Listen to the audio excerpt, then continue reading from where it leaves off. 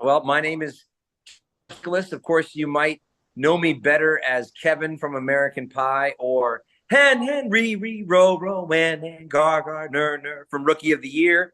I've got a band named after me, because I'm that full of myself.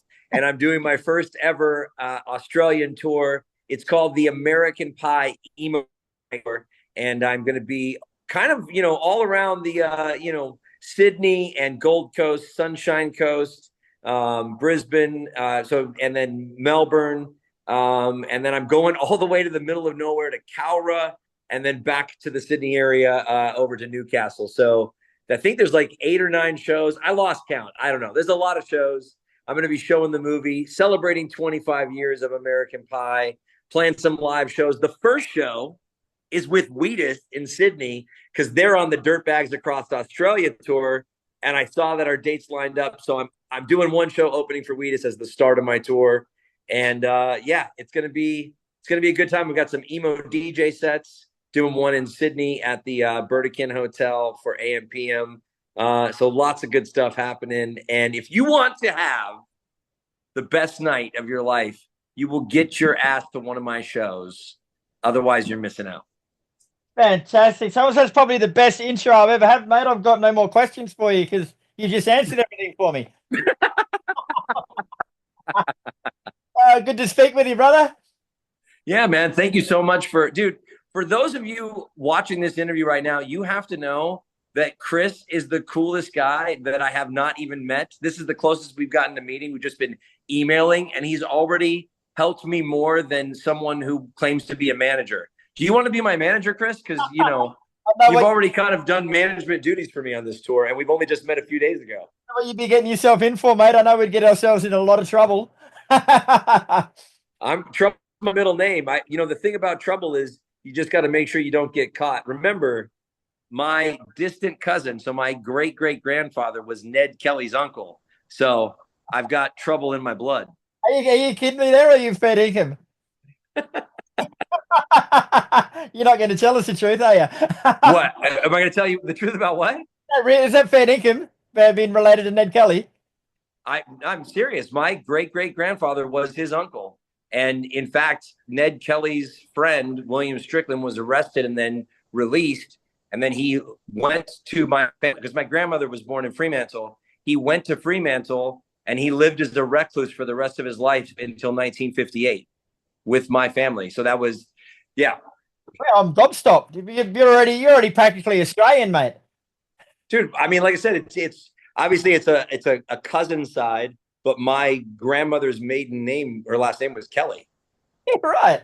Well, there you go. Well, in case anyone missed that fantastic intro from you, mate, Thomas, Ian, Nicholas will be in Australia very soon for the American Pie Emo Night, celebrating 25 years of the greatest love story ever made. Starting in Sydney on January 31st, you go through Gold Coast, Brisbane, Sunshine Coast, Melbourne, Cowra, finish in Newcastle on February the 9th. Like, you say it's going to be your first time here, mate. Like, why neglect us for so long? It's been 25 years, bro.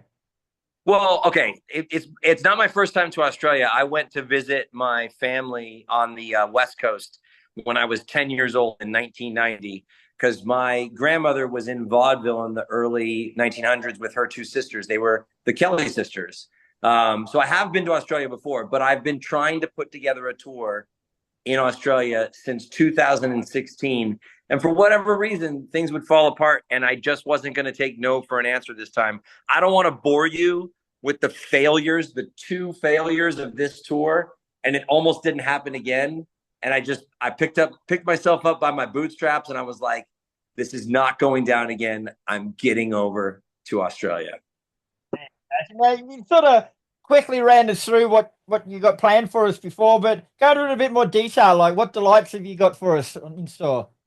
Well, the American Pie Emo Night consists of 3 things.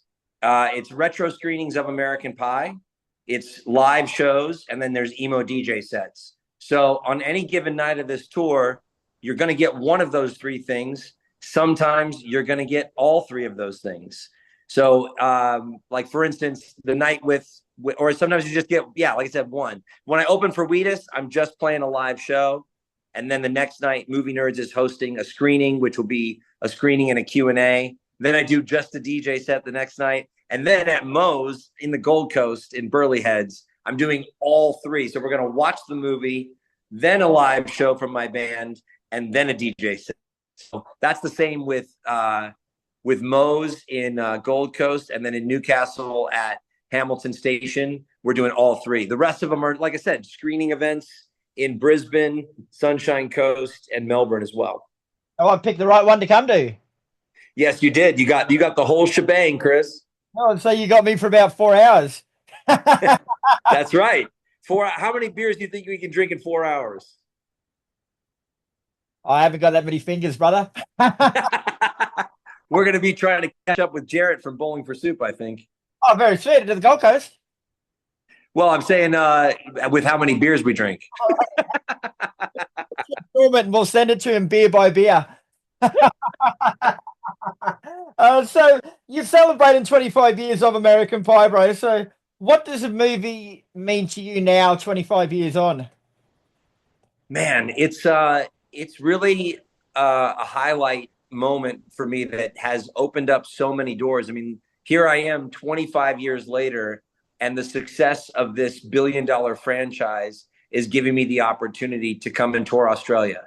So the doors that it opens for me just continue to happen, and I'm so thankful. And I've got to ask you, bro, like back in the casting stage, were you spewing that you got the role of Kevin, not Jim, so you get to make out with Nadia? No, because I didn't have to have the love story with the pie. I was okay with my role as Kevin, and I was okay with being the chef of Stifler's Pale Ale as opposed to the customer. Very good. Now, you mentioned the love story with the pie, bro. Like, I'm sure you've sort of spoken about this lots over the years, but when you first found out that was in the script and when everyone actually knew that there's going to be pie fucking going on, what was the reaction? You know, for me, so my initial reaction was actually way worse than you could think. The first scene in the movie was Kevin and Vicky, not Jim and his sock puppet. It was Vicky instructing Kevin on which way to use his fingers. We'll let you put the rest of the scene together in your own mind. And so I threw the script in the trash, called my agent, and I said, "Why are you sending me porn?" So later, when they offered it to my friend Andrew Keegan, but he was doing 10 Things I Hate About You with Heath Ledger, another legend, may he rest in peace, also from Perth. And so when he couldn't do it, they came back to me, and I said I would read the whole script. Now, when I read the whole script, I realized that the characters had so much more heart. There was so much more to the story, so that by the time you get to the quote unquote pie scene, you're already so invested in the characters that yes, it does become the thing you walk away with. But I think I was probably just glad I didn't have to do that scene. How did he do that scene? Like, was there any like special effects or angles going on there, or did he actually fornicate with a pie? I mean, I think he took it to dinner first because Jason's a nice guy, but we weren't there for the filming of the scene, and I'm sure if you Google search that, I bet you could find Jason talking about how they did it, because they did shoot it two ways, one standing and the other on the countertop.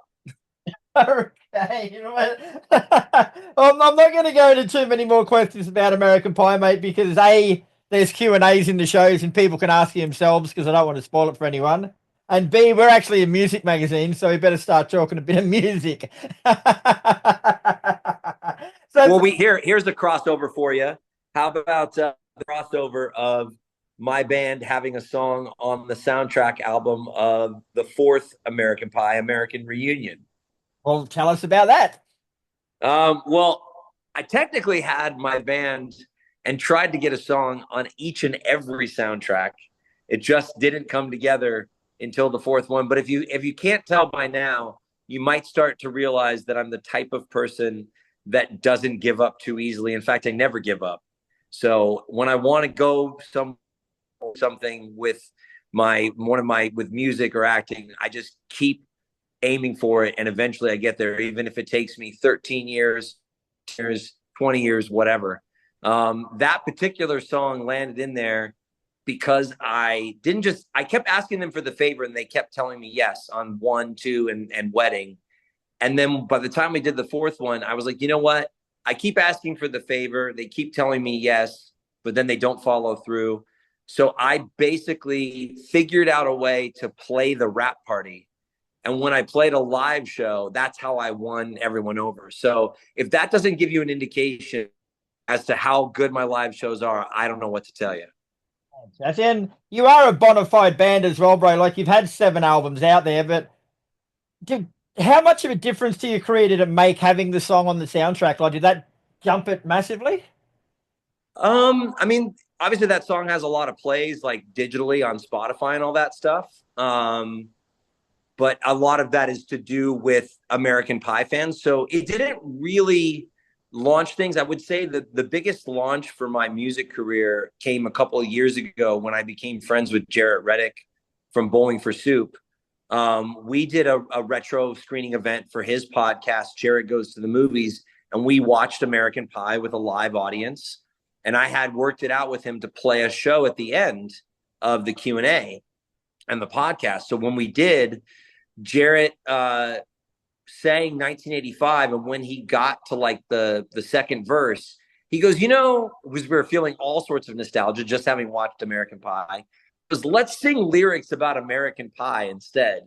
So on the fly, we started like vamping lyrics and improving them.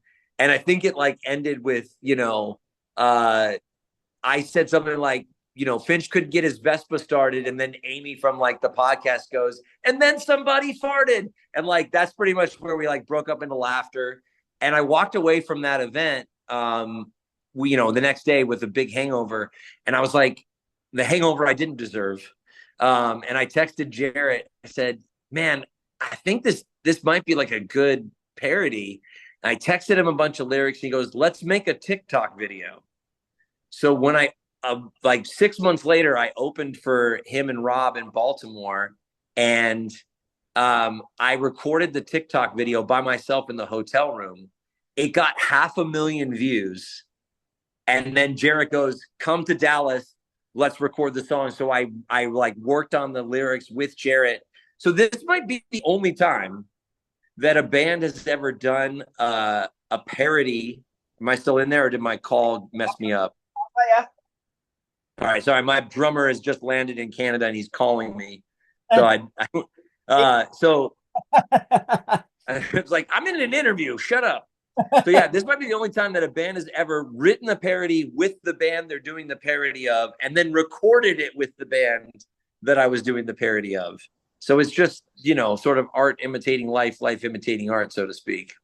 Fantastic. And then for those who might not be too familiar with your music, like you're sort of pop punky type stuff, like similar in the vein of Teenage Dirtbag by Wheatus? I would say it's more along the lines of Bowling for Soup. I mean, Wheatus has Teenage Dirtbag, but even Brendan will tell you that song sort of stands on its own, toward their other catalog stuff. I would say, I grew up with, like Lit and Green Day and Blink-182. So I'm definitely in from, though the seventh album that was produced by Taylor Carroll from Lit, that I have features from Bowling for Soup and Less Than Jake. Probably the most pop punk that I've ever sounded like. Very cool. And when you're over here, when you're playing your sets, are they going to be like 1 hour long set, or are you doing 2 40-minute sets? At Moe's, it'll be a 90-minute set. I don't like to take breaks once I start. Obviously, Wheatus will be, I'm opening, so that's a half-hour acoustic set. But Newcastle and Moe's will be 90 minutes.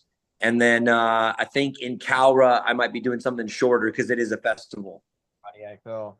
Now, you've also been in recent music videos for Bring Me the Horizon and Ice Nine Kills. So tell us, that legitimizes you to all the metal people, bro. Tell us about them. Oh, yeah, that's awesome. So Spencer and Nadia are great. And then that's how I kind of became friends with them a couple years ago. I remember when they called me to be like, first of all, the Bring Me the Horizon video was rad, and it turns out that American Pie is Ollie Sykes' favorite movie. All So right. he was stoked to have me there. And then when Spencer asked me about doing the Einstein thing, I hadn't not even seen Terrifier. So when they're like, "You're gonna catch the baby," I'm like, "I'm gonna do. You know what? I'll figure it out." And I just like showed up, and then I caught the baby. Very cool. Well, along those lines, mate, we've actually got I've got a segment I've started called Photo Bomb. So basically, I troll your social media before we talk, and I come up with a couple of photos I want to ask you more about. Oh, geez. And Okay. one of them was that photo, mate. Like, I've got to stress here that no babies were hurt in the making of this. No, no babies were hurt in the making of that. That is a baby doll, so to speak. So what's actually happening there? What are you juggling babies for? Well, this is like the thing. When Spencer told me about this, I was like, "I'm doing what?" And so that my main goal was to just not drop the baby, and I never dropped the baby. But what's actually happening in the scene?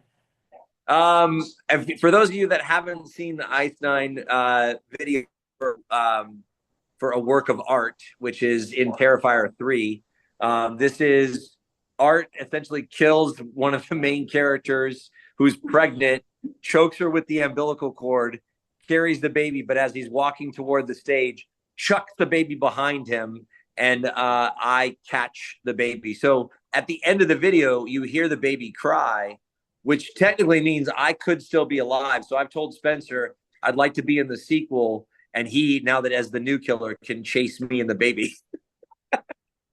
There's a scoop right there for you.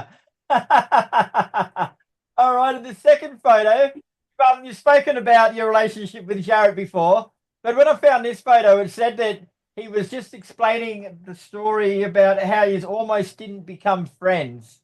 Tell us that story. Oh my gosh, yes. That so this is the yeah, basically I'm an asshole and we almost didn't become friends. No, so what happened is I got a call about doing that podcast with Jarrett, the one I mentioned where we came up with the inception of 1999. And so I got the call about doing it, but at the time I had just finished my film Adverse that I produced and starred in and went head to head with Mickey Rourke. So it was a very serious, dramatic film. And I said, I'm not doing any nostalgia stuff right now. So I do want to do the podcast, but I got to do it after Lionsgate finishes my press tour for Adverse. So the only thing that Jarrett heard from his team was, "Hey, Tom doesn't want to talk about American Pie." So he went and did the podcast for Jared Goes to the Movies. They watched American Pie, and then he talked about me being an asshole, not wanting to talk about American Pie. And so then a few months later, I was done with the press tour for Adverse. The film had come out in theaters.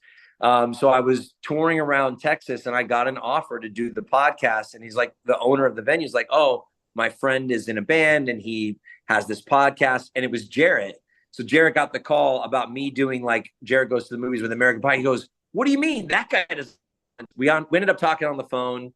He realized I'm only like I guess the same type of asshole as that he likes, because I am still an asshole. And then we became just very, very fast friends. And now his wife Casey refers to us as Oil and Oil. That's fantastic. Thanks for that story, mate. Well, that's all I've got for you today. I know you're busy, you got shit to do, bro, but American Pie, well, American Pie Emo Night celebrating 25 years of American Pie hits Australia very soon. Where can people find out more information? Tinband.com, so tinband.com, or any of your favorite socials, just at Tinband. I run everything myself, so if you want to pop me a message, you can. I'll try to get back to you. I'm a little busy at the moment because I am touring in Canada and then going straight to Australia. So great routing, I know. But yeah, and there's VIP meet and greets at all these events at tinband.com/VIP. Although the Movie Nerds ones, it's on their site. So there's lots of fun stuff happening and some new announcements with some opportunities coming early next week.